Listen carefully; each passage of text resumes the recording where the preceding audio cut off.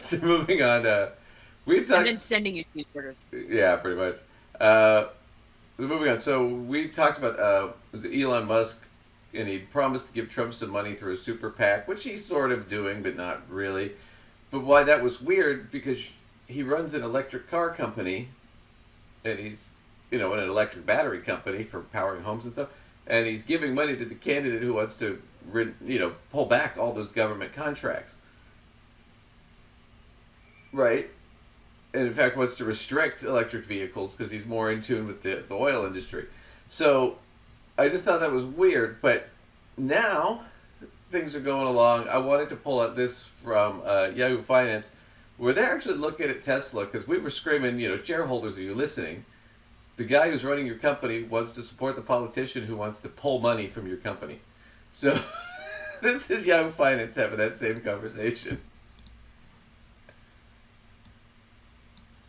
Let's see if we can. Tesla shares, as we were just talking about, they're moving lower today right now. Investors are watching closely after CEO Elon Musk announced his support for former President Donald Trump's presidential campaign. The Wall Street Journal reporting that Musk will donate about $45 million a month to a super PAC backing the former president. But what would a Trump presidency look like for EV makers and EV buyers? Our very own Akiko Fujita has more. So this is interesting, right? Because it seems like Elon Musk fully supporting Trump, but Trump has historically been very pro-oil. So what does this mean for the future of EVs? Yeah, that's certainly a critical question, Ali, that's being assessed right now. Whether Musk's public endorsement of Trump will be a positive or negative for Tesla. Sales of electric vehicles have gotten a significant bump under President Biden, largely by the tax credits included in the Inflation Reduction Act. And worth noting what those credits are. It is up to $7,500 for a new vehicle and $4,000 for used EVs. And that has made EVs much more affordable for many Americans. There are strings attached. We've talked about this before to getting these credits. That means where a car is manufactured, where its parts and components are sourced. But Tesla's Model X, Y, and 3 have all qualified until now. Now, former President Trump has publicly expressed skepticism of the need for EVs, but his vice presidential pick, Ohio Senator J.D. Vance, is taking that a step further. He's pushing a bill called the Drive American Act, which aims to eliminate EV subsidies. So basically what we're talking about with the deal with Musk and the credits was there was a big bump in car sales, mostly because of the tax credits, which for most of you, if you can see it again, I'll show you where you had $7,500. You could get a tax credit for a new electric vehicle, $4,000 for a used, restrictions based on the price of the car. So there were tax credits for buyers to do that. There were also tax credits for buyers to go more electric in their homes, right, using solar and whatnot. And a lot of those batteries are made by Tesla that you can buy, those lithium batteries for your house. So you had this huge kind of bump where there was like, oh my God, car sales are up, things are looking good for EV. Tesla was in a great position because GM dropped the ball and didn't, GM and Vantis or Stellantis or whatever it is. The big three car companies, they dropped the ball. They didn't jump into any of these EV things till recently because after COVID they could jack up the price and they were rolling in it. So they didn't see the need to dump it in. They wanted to do more buybacks and increase their stock price and their payouts basically. So that was the big thing. Well, it's gotten worse now because Vance, J.D. Vance, Trump's VP pick, has a different sort of view on this that you'll get into in just a second here. But former President Trump has publicly expressed skepticism of the need for EVs, but his vice presidential pick, Ohio Senator J.D. Vance, is taking that a step further. He's pushing a bill called the Drive American Act, which aims to eliminate EV subsidies and replace them with tax credits to promote gas-powered vehicles. That could create a significant headwind to EV adoption and Tesla vehicle sales at a time when we are starting to see that adoption slow down. EVs accounted. So not only that, Vance is pushing for, not only are we going to not give tax credits now for people buying electric vehicles, we're going to take those away and we're going to give you a tax credit for buying a gas car. For not buying an electric vehicle. That's how vindictive this is. But that's the thing is it. Wow. So you have these guys, and they've run on this boogeyman that electric cars are bad for some reason, and they have to stick with that because their crazy base believes it.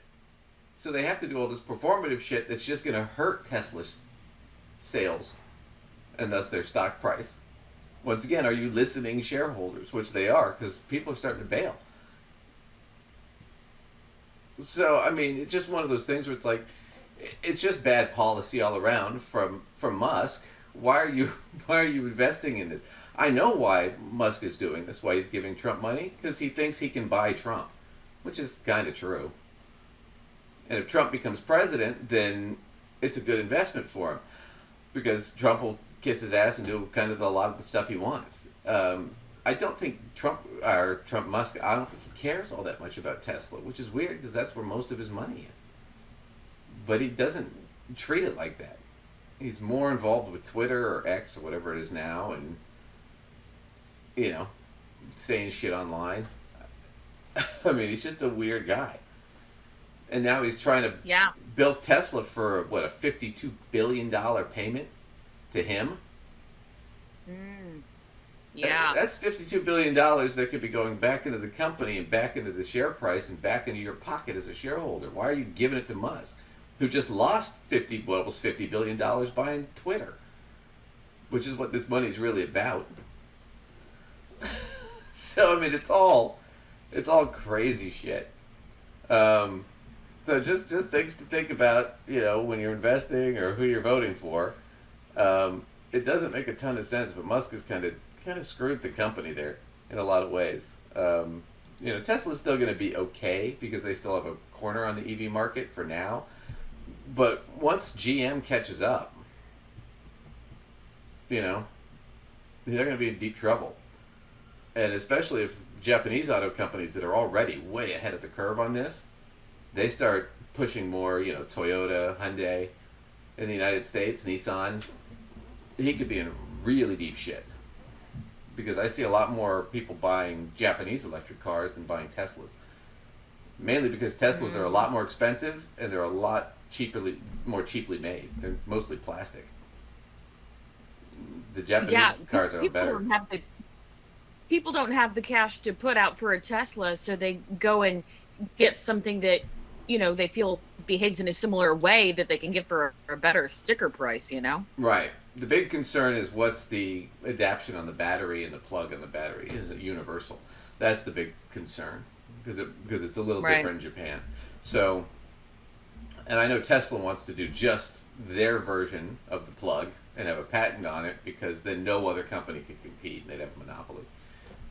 But so does GM wants to do that too. But it needs to be some sort of universal system, and that is going to take the government stepping in and saying, nope, this is the standard. You can't use this other shit to try and create a monopoly. Right.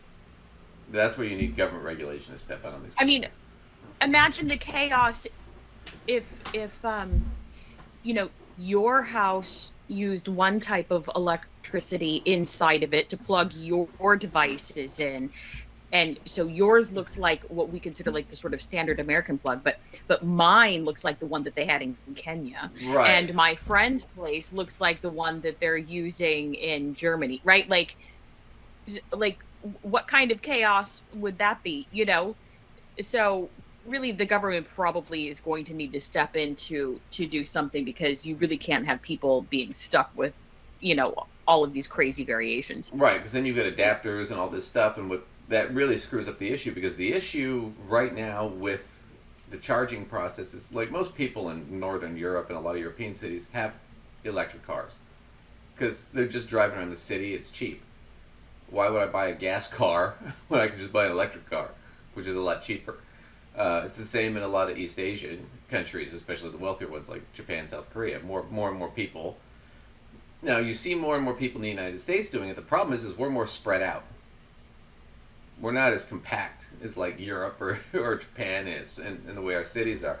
So you need electric cars that can go long distances, but then you also need electric charging stations in between everything, which is a lot of electric charging stations. And the big issue with that is, well, it sucks if I'm doing a trip and I can only go 300 miles before I have to recharge the car, or 400 miles, and then it takes me 45 minutes to recharge the car. Right? So the idea is to try and get the charging down, which they've done. It's just really expensive right now to get those equipment and those materials because they're rare. As it becomes more ubiquitous, we'll see more and more of it. But it's going to take a government to step in and go, well, yeah, we're going to put in the initial money for either grants or tax cuts or however they do it to build all these charging stations across the U.S. And they've all got to be uniform, like Lacey said. Otherwise, it's going to be like going to your neighbor's house and you can't plug anything in. Right. It'd be like me coming over and being like, oh, never mind, I can't charge my phone here because you have a different type of outlet than I have. Right. So that's all that's going on with that. But talking